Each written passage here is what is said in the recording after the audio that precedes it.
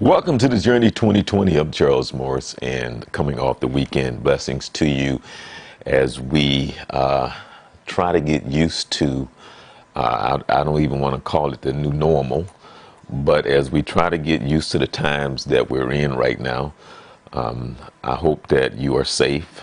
And as I say every show, I said, please do not listen to those people out of D.C. that you try to use some common sense more than anything. But I'm Charles Morris. This is the Journey 2020, where we come to you every Monday at 7 p.m. We've been around since 2013. Originally, the show started off with myself and Dr. John Robertson. He's a clinical psychologist here in the area. And so the show, we cover some of everything from A to Z.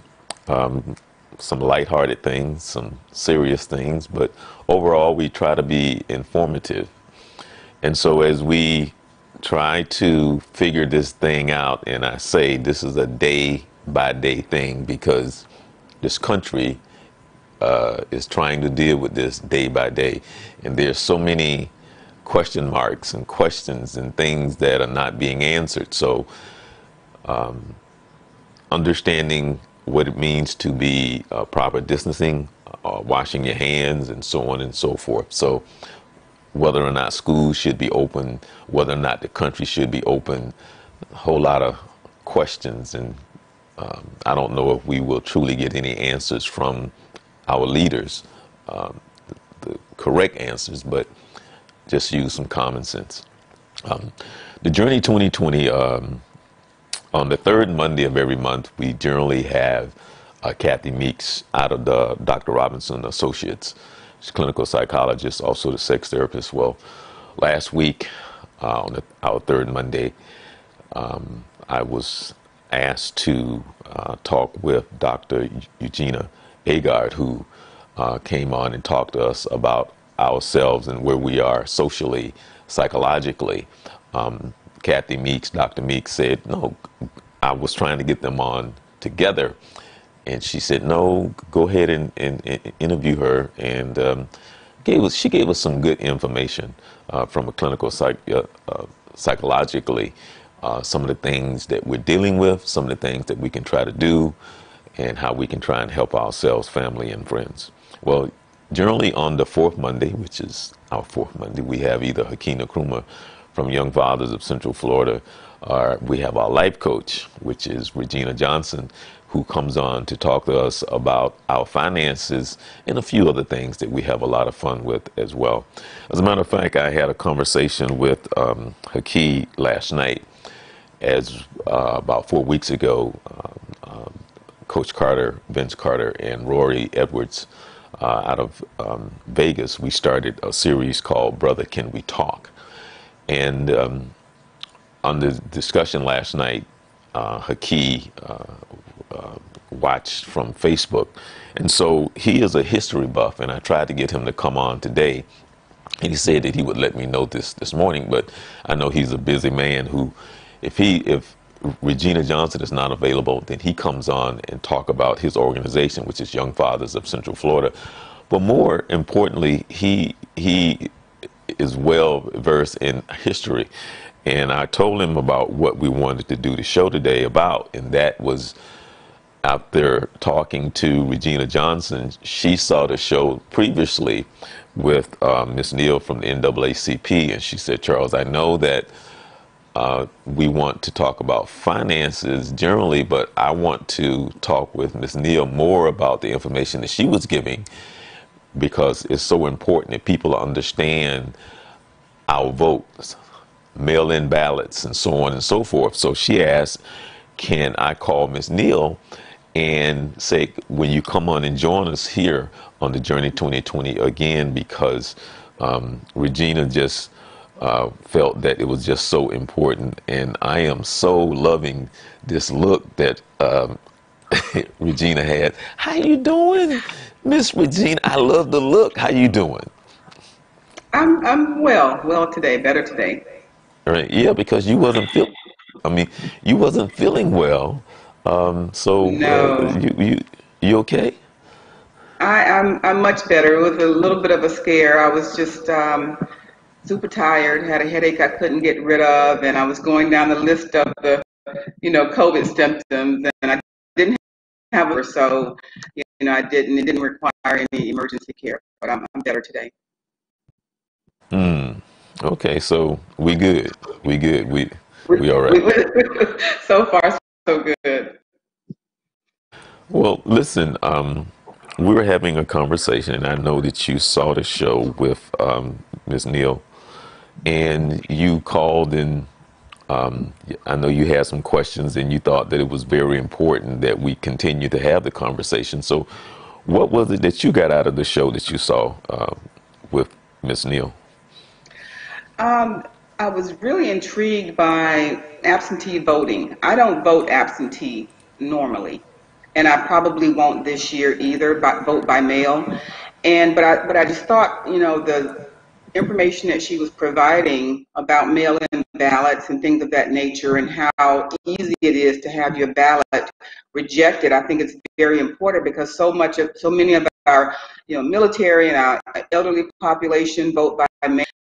I think it's so important that the information out there, that you really be meticulous with those ballots, because they are looking for any reason to reject them, and they will, seemingly, for the smallest, what we would think would be, a small issue, but with our president saying that widespread fraud with the mail-in ballots, like I said, that I believe that they're looking for any excuse to reject the ballot. So the information that Mrs. Neal was writing was super, super important for those that do vote by absentee. Well, there's a couple of things going on, and not to really talk about your president, but that's the setup, But that's a whole nother show with what he's trying to put out there. But then there's so many different issues that we are concerned about, or we should be concerned about, with the mail-in ballots, because I was educated, because what I learned from my conversation with Ms. Neal was this right here. I thought when you went and you checked online that they received it, that counted as the vote. Well, duh, that just meant that they received it. It doesn't mean that it was counted. And so, with that being said, that right there just blew my mind, because how do you know your vote is counted? So I understand, but it's hard to understand why we, the people. I mean, I get their method. I mean, that's not hard to understand, but I don't get why we're not more vocal and just making sure that our vote count, because it's obvious what the game is and how they play the game. But it's just amazing that we, the people, don't have more to say about the rules, and that we should be very upset that at this day and time in 2020, that we still have to go through what we have to go through when it comes to our votes being counted. It just blows me away. So, Right. with that being said, I guess it's time to bring in Ms. Neal, and I want to say thank you so very much for taking the time to come back on the Journey 2020. How are you? I'm outstanding. What about you? Any day above ground is a great day. Miss Johnson, Miss Regina Johnson, which wanted to have you come back on the show to talk about. Well, I would let her say hi to you, and let her talk about what she think is important for us to talk about today, because it was her idea to have you come back on the show. So, Regina. Hello there. It's such a pleasure and an honor to sort of meet you virtually. So welcome. Thank you for agreeing to participate in this evening's show. And I was really intrigued by a lot of the things you had to say on the show previously, and I just wanted to kind of dig into that a little deeper, since so much of our population will be voting by mail or absentee ballot due to COVID, due to age, due to not being being away in the military and things of that nature. Certainly, I'm a, I am a strong proponent of education, and I think that, and my cliche is that we want to play the game and don't know the rules, and I just think that we need to put that rule book out there and let people know what the rules are if you're going to play the game, because it seems like vote by mail is the way to go, that most organizations are pushing it. Even the NAACP is pushing vote by mail. But as one who have actually sat in the canvases and watched them count those ballots, it's just gut wrenching when you see them discard a ballot. In other words, that ballot will not go through that system for just a minor mistake, And I just want us, if we are going to buy into the vote by mail, to do it correctly, so that when that ballot leaves your hand, it's going to be it's going to be counted.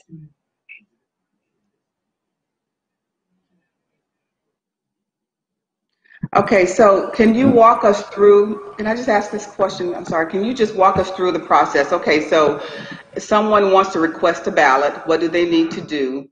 They receive the ballot, and then what? Well, once they receive the ballot, I suggest they send it back immediately. Don't hold it. Don't wait. Fill it out and send it back immediately so they have time to go through the process, first of all. But once they send it back to you, you have to look at the races that are being voted on during this election, and make sure that when you make a selection, you make only one selection. So my suggestion is, before you bubble in that person that you want to vote for, make sure that you are absolutely sure. Because if you bubble in that person and then look down the ballot and see somebody else, and go back and cross them out and bubble in that other person, that ballot is not going to be accepted in the machine, because it's going to be considered an overvote.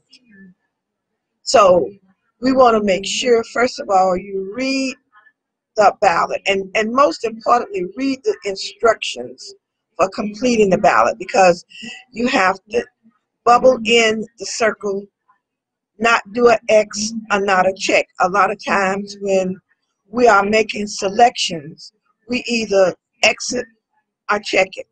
On this one, you actually have to bubble it in with black ink. No Sharpies, a black ink pen, because if you do a Sharpie, it's going to bleed through the paper. So it's just so many integral things that you must pay attention to, when doing it.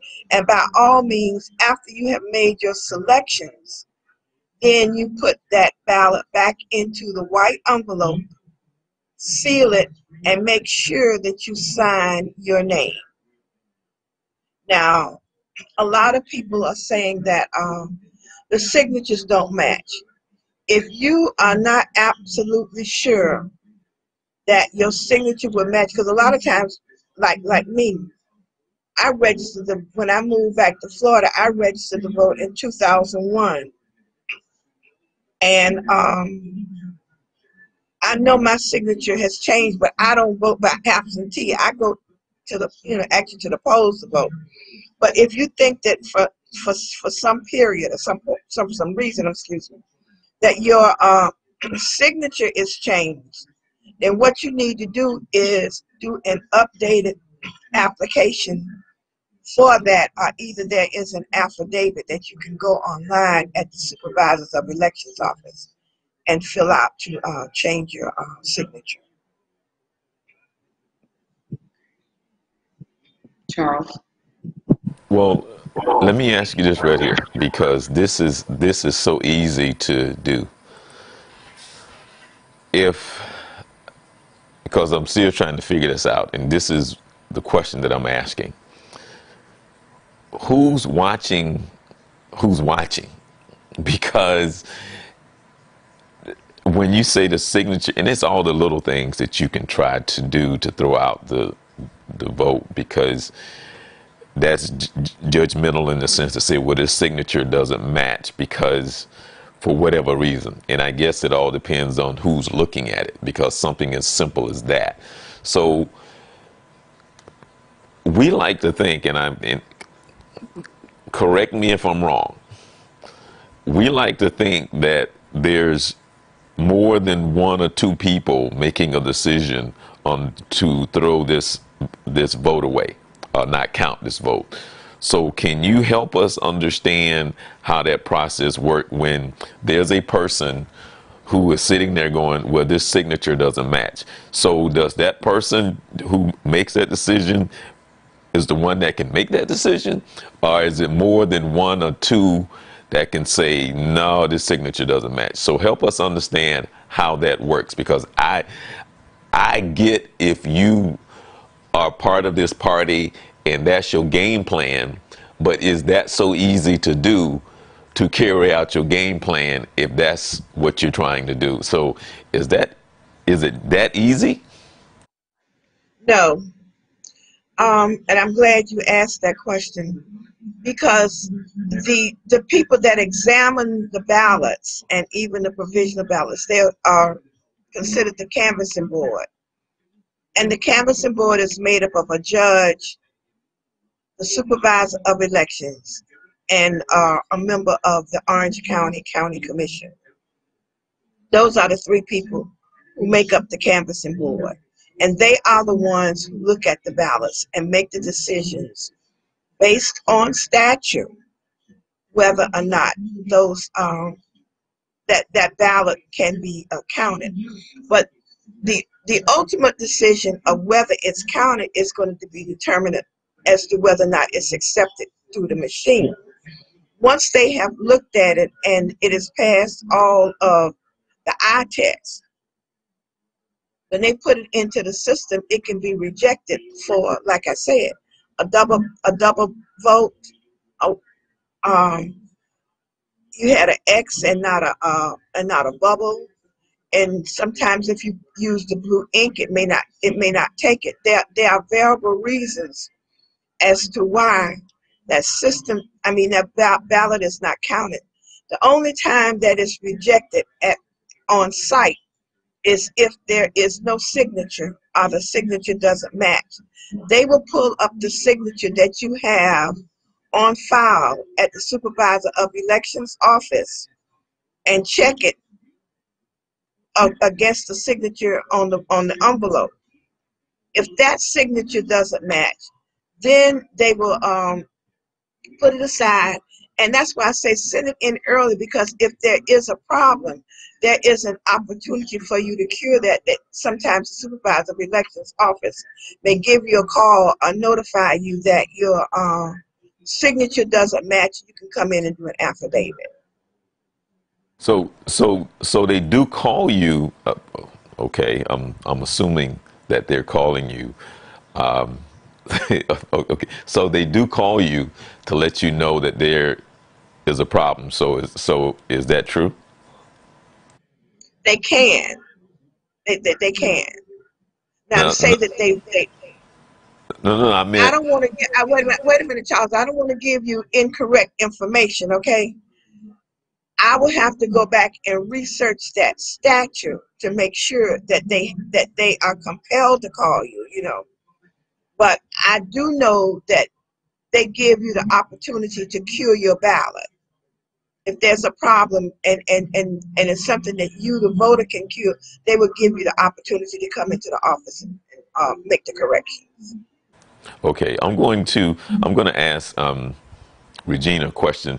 I'm going to go to you first. But Regina, I'm going to ask this question. You saw something that last week Regina, in reference to the numbers and the percentages of the votes that were not counted.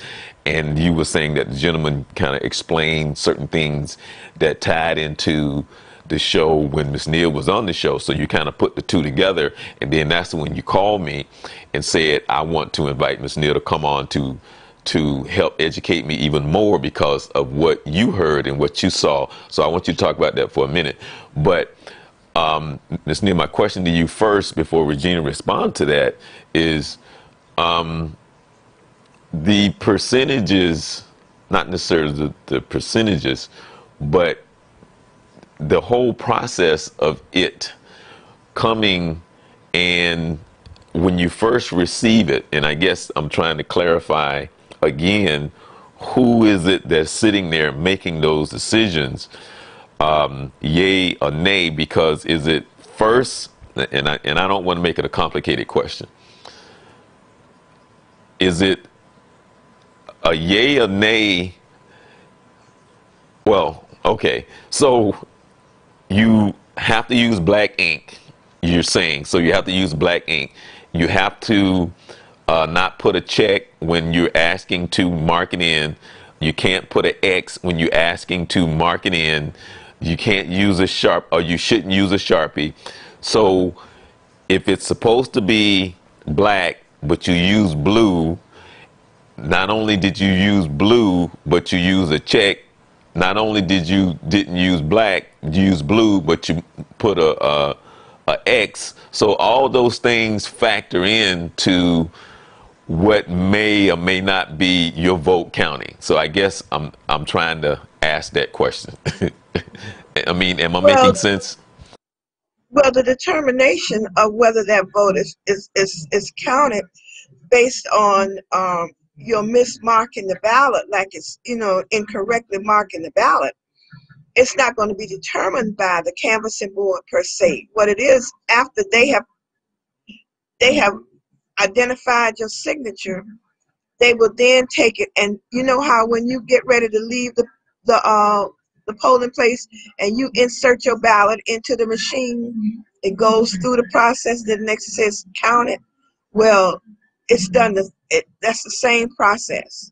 The only thing about it is it's being cast by the canvassing board and not by you, the individual. When they put that ballot into that machine so that it can be counted, it will be rejected by the machine, not the canvassing board.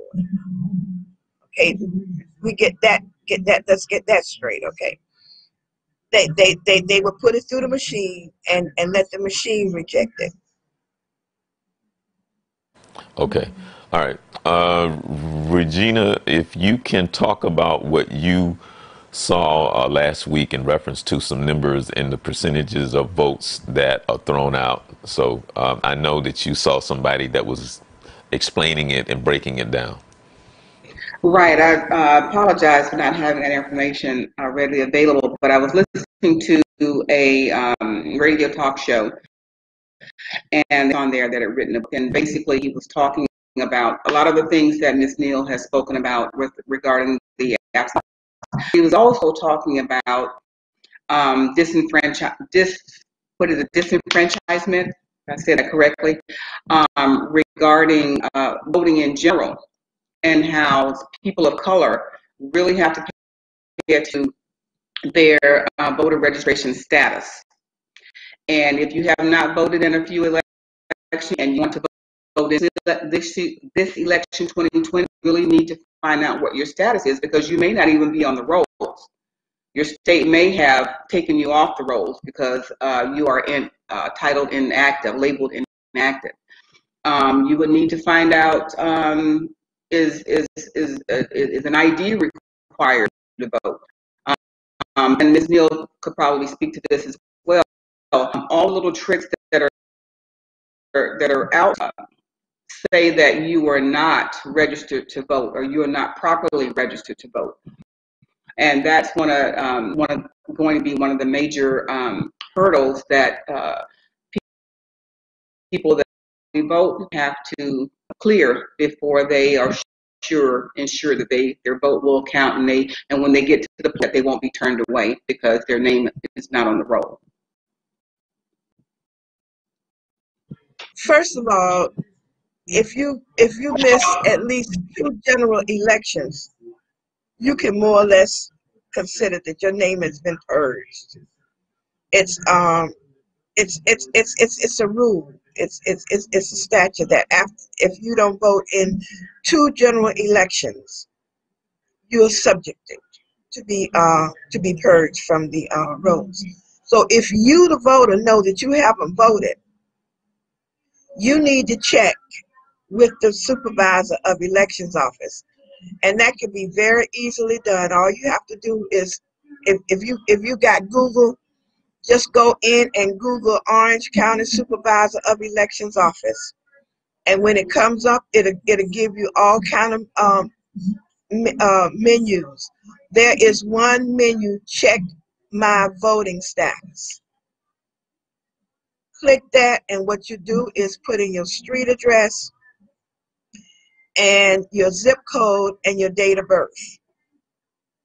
If that screen comes back, record not found, it will let you know that there's a problem. So rather than wait, the day of election, you go to the supervisor of elections office to vote. Let's try to, right now it's too late to do it for the primary because the books have already closed. The books closed on Monday. But immediately after the primary, if you want to make sure, and you voted in quite some time, I would suggest that just to be on the safe side, check your voter registration status. You And Regina, so you will know that's a statute. That's a state statute. And so is required ID. It's a state statute. There are about 17 different IDs that are accepted, and you can all of that information you can find at the supervisor of elections office. It's very friendly, and I'm just going to do a shout out to our supervisor of elections. We have about one of the best supervisors of elections in this whole entire state. He is not there to suppress the vote. That I can tell you. I worked with him for the last 20 years. He has been on the forefront making sure that everybody who is registered can vote. That I can attest to.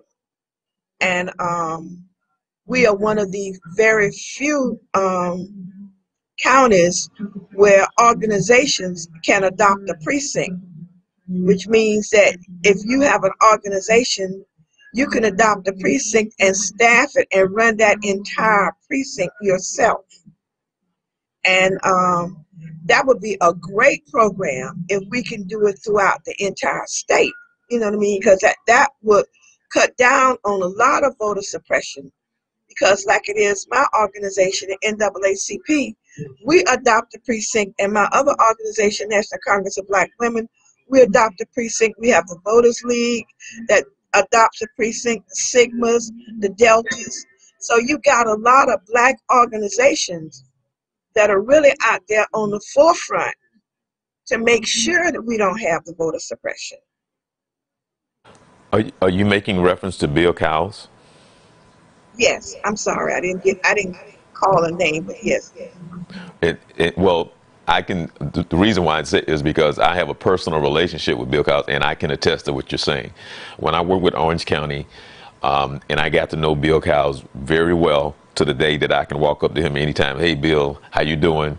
So I've always known him to be upfront, friendly, approachable, easy to access, so on and so forth. So yes, Bill Cowles is a very good person, and I know that for a fact because I've met him and worked with him on many occasions when I worked with Orange County.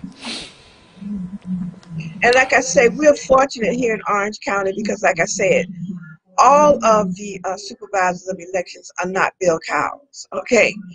And I found him to be a very good supervisor of elections, and we should be very fortunate that we have him.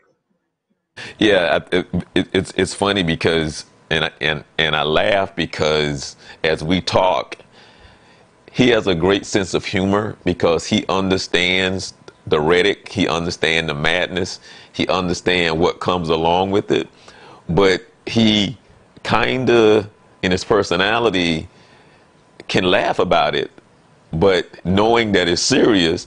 But he can in his own way kind of say, yeah, it's a little crazy, but I've just known him to try to do the right thing. I don't know how else to Absolutely. put it. That's what the supervisors of elections are supposed to do. But you have some of them in there who put party preference over what their actual jobs are, and that's to service the electorate and to make sure that people get the right to vote.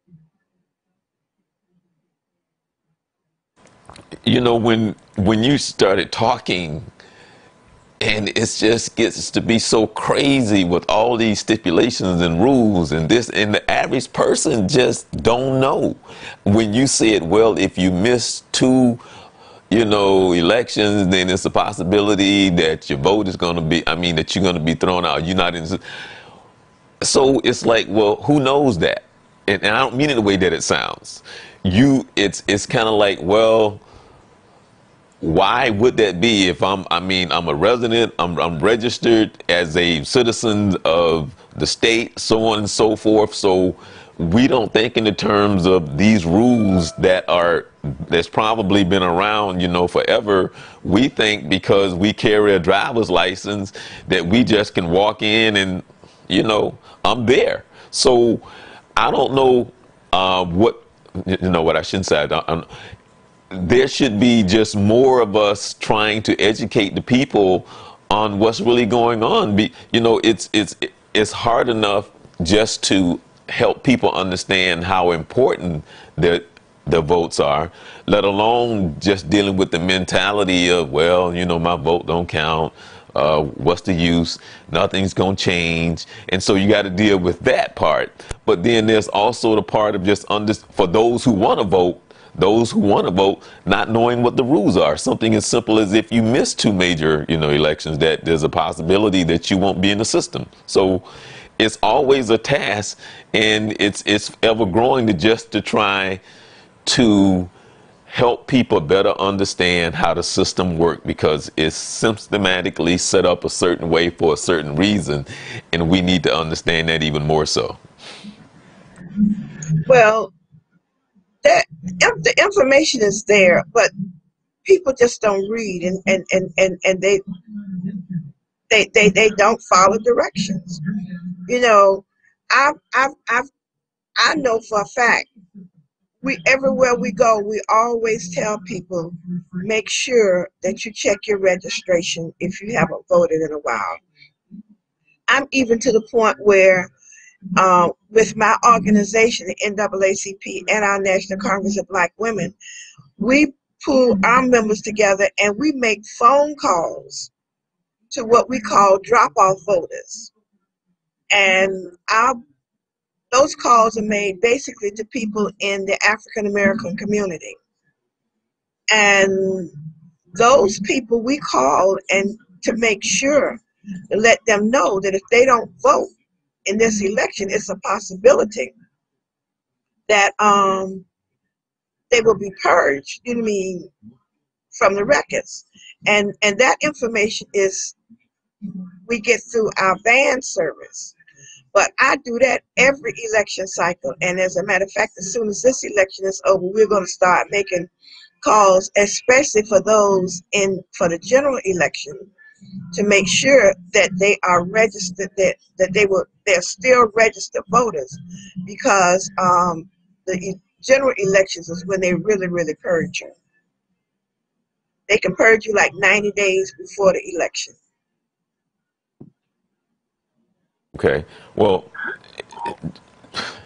again, there's just so many rules, and there's the importance of it. Period. Just understanding, because then you start getting the calls. So just from out of nowhere. I mean, the phone rings, and you the ID come up on the number, and you start seeing, especially, I guess more so probably in the month of, let me see, September and October, then the call starts, coming in, of people trying to talk to you in reference to, I guess, the candidate. But with that being said, as I was talking earlier about how now your president is trying to set up this whole thing of the mindset that there's a lot of illegal ballots and votes and stuff like that, and we all know what that's about. But again, can you help us better, I guess, organize ourselves? Is Let's just say, Regina and I said, you know what, we want to get the word out about, for an example, my father was in a nursing home for, I think, like the last 4 years of his life, and so my father has always voted. Now, I wanted to make sure that he voted. And I know there's nursing homes all over this state, probably all over the country.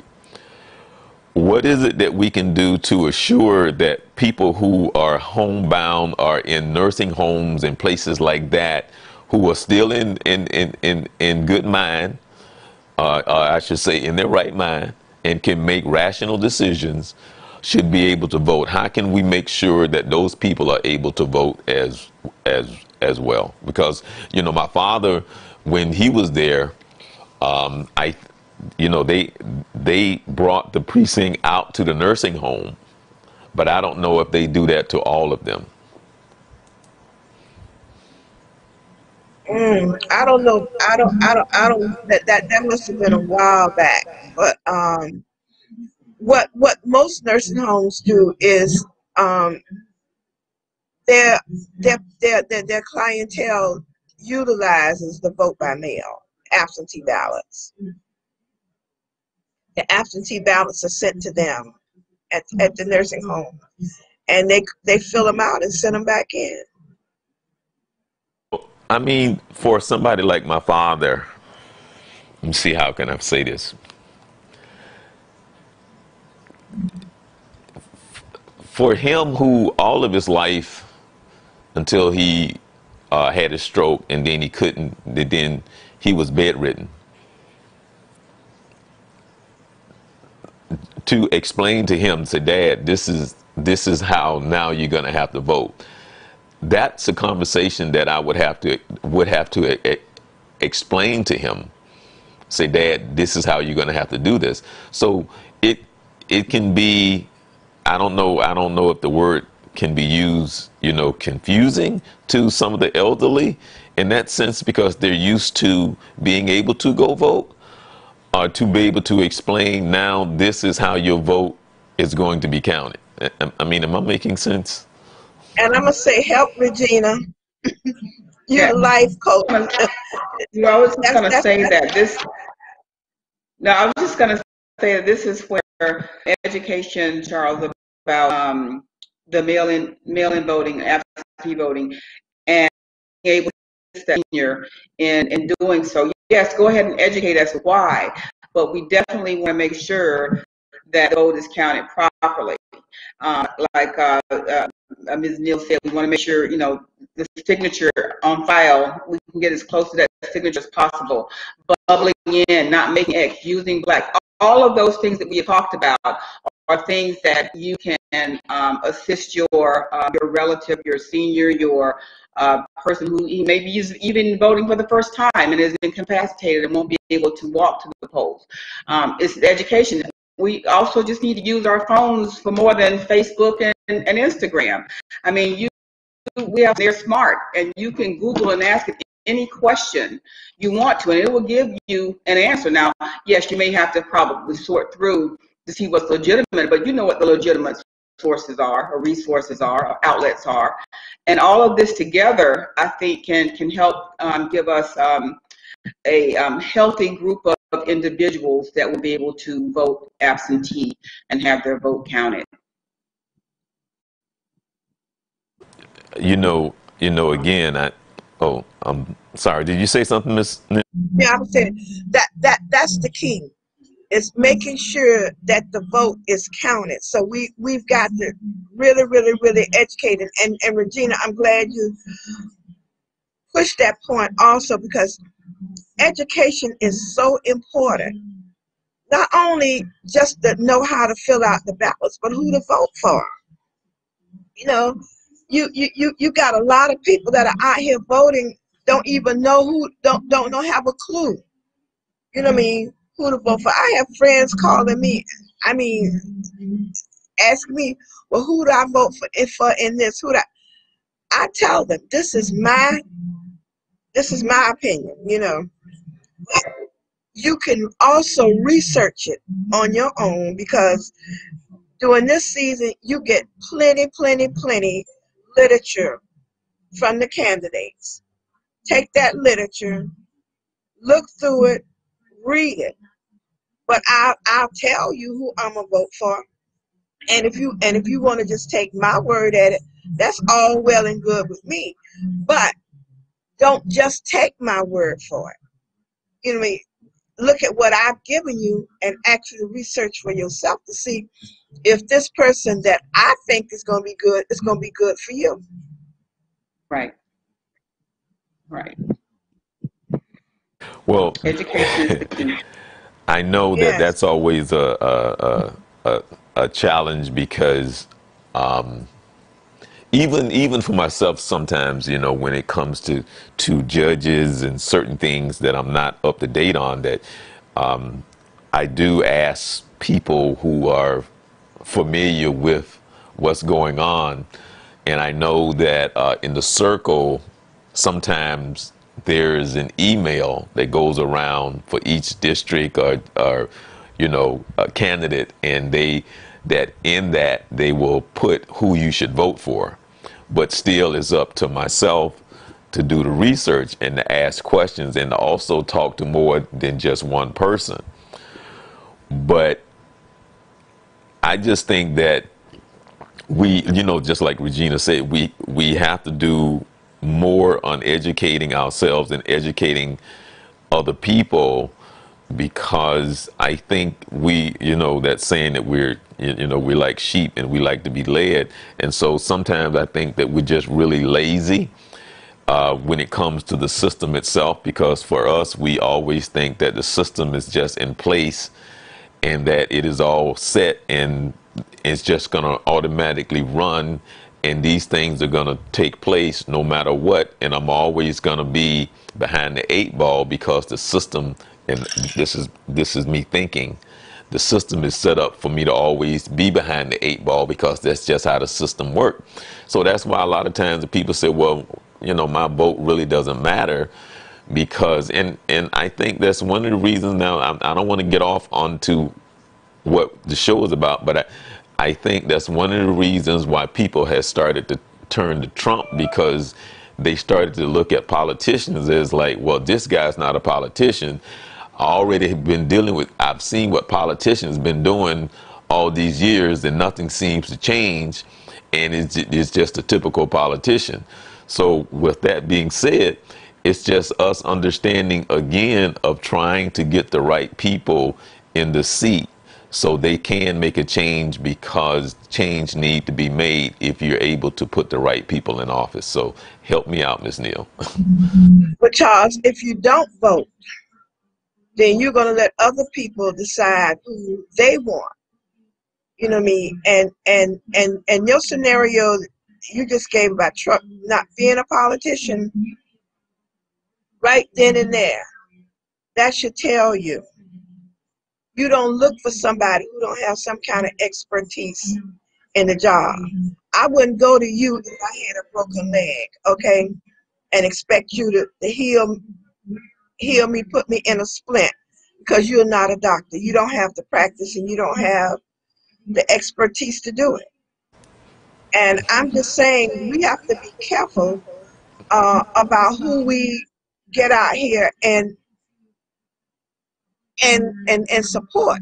And the reason I say that is because a lot of times people come to you and tell you what they're going to do for you. And you sit there and you take it in. And when they are elected and they go and do exactly what they say they're going to do, you get upset. But did you go to them and say, well, wait a minute, listen, I have a problem. I have this issue. I understand what you say you're going to do, but what can you do for me for this issue? And we all have issues in our communities. So I would say anytime a politician come to you to ask you to vote for him and he tell you what he's going to do for you, and you tell him what you want him to do for you. You don't have to accept what he wants, because remember, we are the boss. They are the employers. We are the employer. They're coming to us, giving us an interview to hire them. And when you hire them, you expect them to do what you want them, what you've already told them to do, and what they have said that they would do. But if you don't say anything, then you have to accept status quo, because you haven't put any input into it. And I think that's where our problems lie, because we think that we assume that they know what our issues are and how they should be addressed. But unless we tell them, a lot of times they don't know. Well, first of all, now if you came to me with a broken leg, I will Google it, or I'll send you to the life coach. You know, the life coach will be able to help you out. But listen, that in which what you just said, and I think that's our problem. What you just stated, our inability to understand that the politicians work for us and we're the boss, but our perception, they're the boss, they don't work for us, we work for them. And I think our inability, just that alone, to what you just said, tell them what you want. And I just think the way we process things is that we really don't understand they work for us. I think that's a major problem with us. I really do. What you think, Regina? I agree. They do, and just like they hired, they can be fired. I also think it goes back to this education piece. When you're want to know about a candidate, like I said, everything you need is here. We don't have to go to the library. We don't have to get on the Orlando Sentinel, deliver our newspaper. Everybody that I know carries one of these in their purse or their pocket. And you don't have to go to me or go to Charles or to Ms. Neal to ask about a candidate. Just the information is there. And it's also important to know what the candidates are tasked with. Congressional candidates are tasked with things differently than senatorial candidates, different different duties than the president. One of the things I go off on a little bit here, because you mentioned it just a little bit when you spoke about judges. Who we put in the federal judge determined by the presidential candidate does not line up with theology, then the opposite of what you want to be, who you want to be a judge, are going to be appointed as judges. And so again, we have to educate ourselves and determine what candidate will be responsible for what, and then align that with your ideology of what you believe. You got to have a stance. You got to know what it is you believe in, and what, like Mrs. Neal said, what can they do for you? But you got to know what you want. If you don't know what you want, then you can't ask somebody to help you get it. So you have to determine what it is that you're looking for in a candidate, and then find out if they can deliver or will deliver. Well, you know, Regina, you just hit on something that's very near and dear to me. As a matter of fact, we're in the process now of putting this project together. The NAACP is working with students in the social justice field at Rollins College, and we are working with the committee chairs of the NAACP. The NAACP has 19 committees, of which run the NAACP. I'm just the president. I don't run anything in the NAACP. We are governed by those committees. If we get chairs in each of those committees to work those committees like they're supposed to be worked in the community, then our work is done. We're doing the work that we're supposed to do from the NAACP. So what I was able to do was identify 7 committees from the NAACP that are priorities. And we're going to take those 7 committees, we're going to put them into a booklet. We're going to identify the issues. The students are doing the research on the committees and the issues that fall within that particular committee. And what we're going to do, we're going to list maybe about 3 different issues, if possible. Then we're going to identify the organizations, the government organizations that have oversight over those committees. And then we're going to identify the elected officials who actually have the legislative oversight and the budgetary oversight over those committees. So it'll give people at least something to look at. You know what I mean? When it's not going to identify any candidates. We're just going to talk about the issues in our community. Like the one thing we're talking about, Veterans Affairs. We didn't even, most times when you think about Veterans Affairs, you think about the Veterans Hospital, you know. But we have a lot of veterans that are homeless, and a lot of them who are caught up in the criminal system. So what we have, when we look at Veteran Affairs, we got our Criminal Justice Committee and our Health Committee, because a lot of them have mental health issues. So we are going to use that and those as our issues of the criminal justice system. And I was just told that during one of the meetings we had that there is a veterans court. So we've got to explore that to make sure that it's being utilized properly, and make sure that our state attorney is using it. And I haven't had an opportunity to talk with her, but that's one of the things I have on my plate this week, is to talk to her about how veterans are handled during in the criminal justice system, because that again goes to our issues. It goes to the committees that we have. It goes to the our representatives, our congressional representatives. We find that there's an issue with our veterans not receiving the proper assistance that they should. Then we need to talk with her, let her know, listen, we need you to sit down and come up with some legislation, introduce some legislation that's going to help these veterans out here with the criminal justice aspect of it. So I'm just saying, this is how we put our votes to work. Is we don't wait for people to come to us. We go to them with our issues, letting them know, listen, this is what we need in our community. This is where we are. The other issue is with our kids in school. You know, going back to school with this pandemic. We don't know what it is. We can't see it, we can't smell it, and we can't taste it. So you don't know where it is. So we've got to have some better answers. We're going to list the issues. We're going to talk about who has oversight and the officers that have the legislative authority. So we have got to really, really understand that voting is so important. Why? because from the federal to the local, it's the legislation that affects our lives. Wow. What they legislate, what they put into statute, how it affects our lives. And if you sit there and say my vote don't count and you don't vote, then you're right, it's not gonna count. How can it count?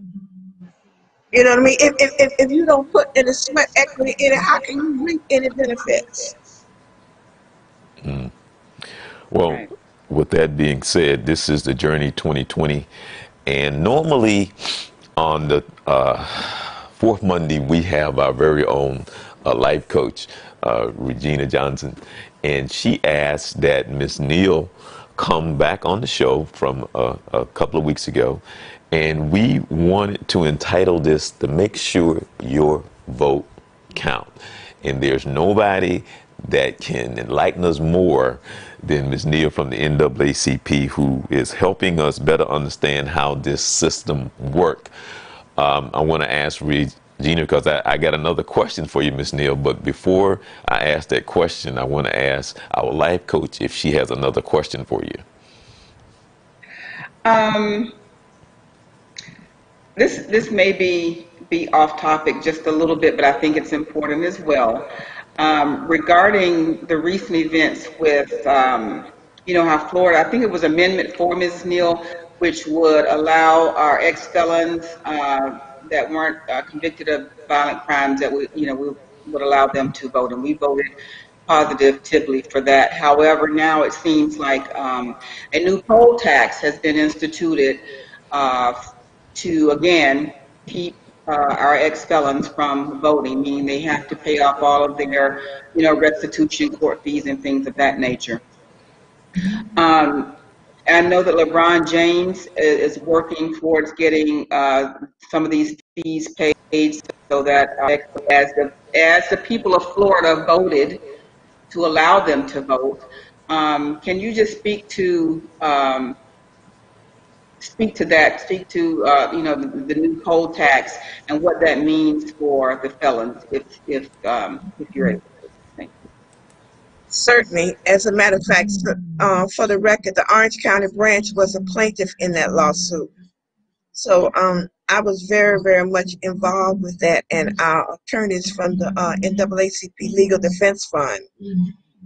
What essence of what has happened is your governor has taken your tax dollars to fight against your will. You voted overwhelmingly to allow ex-felons who have paid all of their fines and penalties to be able to vote. In other words, if you have been released from supervision, your fines and penalties should not be a barrier to keep you from being able to register to vote. So what you have is a governor who, he has spent millions of dollars to fight the will of the people. And if LeBron James want to really do something, I really think we need to take our monies and go after every one of those Republicans that changed the intent of Amendment 4 and vote them out of office. That's just me speaking, not the NAACP. But we're in limbo. He can pay the fines and penalties, but still, you still have thousands other people who still can't vote until this case is completely settled. And I don't know if you're aware, but the state lost in the preliminary injunction where the judge ruled in favor of the plaintiffs that the 24th Amendment made it unconstitutional for you to be able to keep a person from voting because they owed money to the government, period. That was the decision. It was upheld when he took it to the appeals court. It was upheld by the 3 judges of the appeals court in the 11th Circuit. And we went to trial in May, I think it was. Yeah, we went to trial in May, and he came out with almost the same identical decision from the trial. So the governor has decided to appeal it, but this time, instead of allowing the three-judge panel, he's asking for the entire 11th Circuit, all of the judges, to weigh in on it. And I'm just going to say to you, that's a race play, and it's suppression, because that 11th Circuit is the most conservative circuit we have in this country. So I'm not looking for anything to come out of that. The only way that I think that we're going to be able to really, really, really make sure that Fourth Amendment is realized like the citizens want it to be is to vote in November 3rd. Every Republican running for the House, State House, vote them out of office, because they are the ones who went in there and changed the intent of the voters. Again, like I said, we are the boss. They are the employees. And to me, that was insubordination. And when you are insubordinate, you don't get a chance. You are fired right there on the spot. Wow. Okay. Now, I cannot leave today without asking you. First of all, I'm asking two questions. What is your overall opinion of John Lewis? Did you know him? And what do you think of his legacy? You're asking me? Oh, well, Yes, I knew yes, of yes. him. Okay, I knew of him. I didn't know him intimately. I had been in his presence several times because I lived in D.C. up until 2000. And I worked for Mayor Marion Barry when I was there. So I interacted with a lot of the members of Congress. And he was also, when I moved back to Florida, he was a very, very close friend of our Congresswoman at the time, Corrine Brown.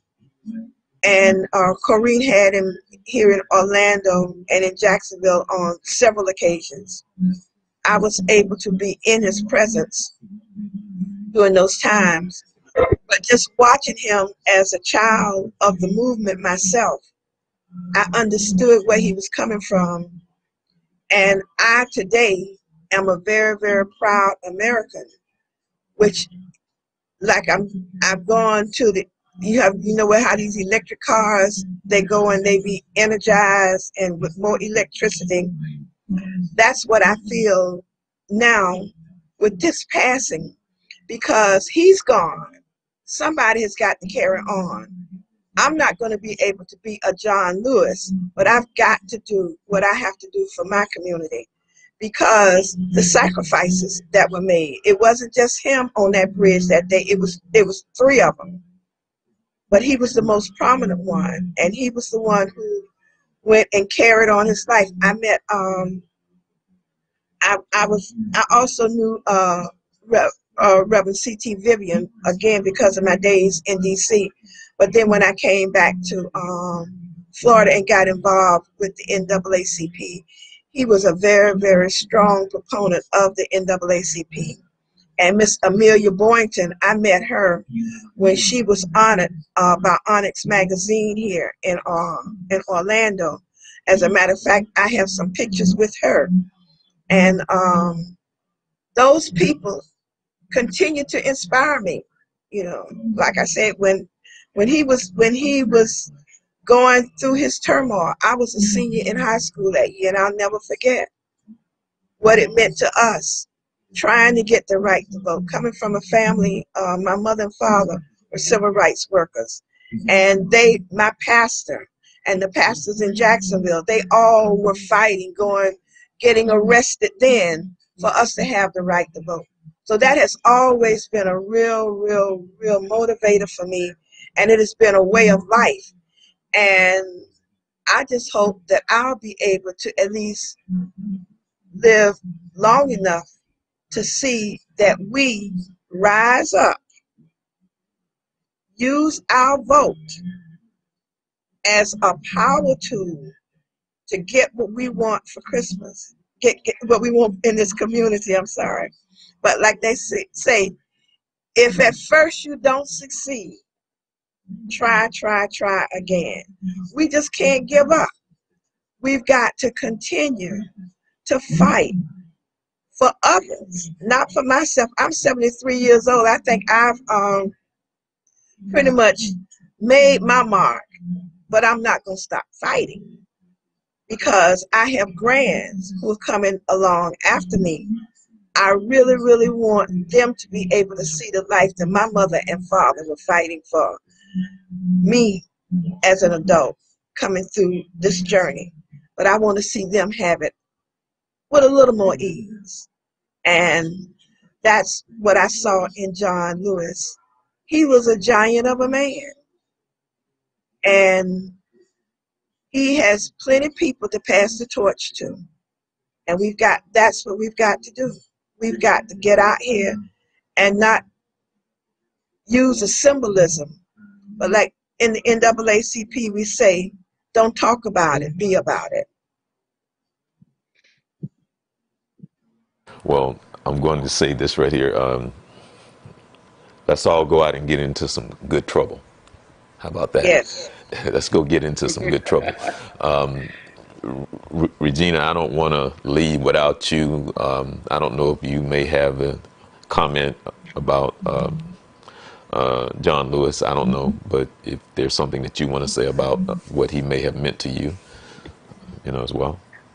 Well, he certainly had a great legacy and was very important to the country and to the state of Georgia. So we can't discount that he went through. Having your skull smashed in at the age of 25, 26 years old, and then to go on and do such great things. And in addition to get into good trouble, I love that. I remember I was listening to Coach Vince Carter kept saying that a number of times last night that we all need to get into some good trouble, and so I'll just leave it at that. Now, taking the time to come on the show, I want to thank Ms. Neal, and also I want to thank our life coach, who I know two beautiful women who have great spirit, a spirit of concern, a spirit of caring, a spirit of doing. And so with that being said, we're entitling the show, Making Sure Your Vote Count. There's nothing more important than what's going on right now. And so with that being said, through all the madness, through all the craziness and all the stuff that is going on right now, man, I know there's a lot of questions and there's the question marks, but you got to use some common sense and you got to understand where we are in our leadership. So with that being said, I want to thank Ms. Beverlye Neal from the NAACP. I want to thank our life coach who comes our way on the fourth Monday of every month. She enlightened us. And I just want to say blessings to the both of you. I hope that you're staying safe. I hope your family is staying safe. And now, Regina, you are on whenever you want to the fourth Monday. But Ms. Neal, I am going to invite you back. You're going to see her a lot in the next few weeks. I'm hoping to have her on with Miss Slater, which I think should be a dynamic show. She's over as part of the NAACP in Volusia County. So we're going to have the both of them on. And I'm hoping to try to get Henry on, Henry Sesko, who was the former president of the Black Caucus here, the Democratic Black Caucus. He called me the other day. I hadn't talked to him in a while, and he was like, "Charles, I hadn't talked to you. What's going on?" And so he's a little fireball himself, and I was just sitting there on the phone just listening, and I said, man, because I've been trying to get Henry to come on the show for like the last 4 years, and so he just sitting around and said, so that'll be a great show between Miss Slater, Miss Neal, and have Henry come on the show too.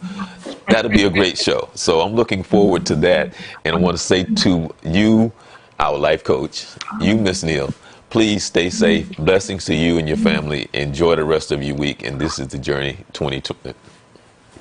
Thank you. God bless you. Nice to meet you. Thank you so Same here, much. same here.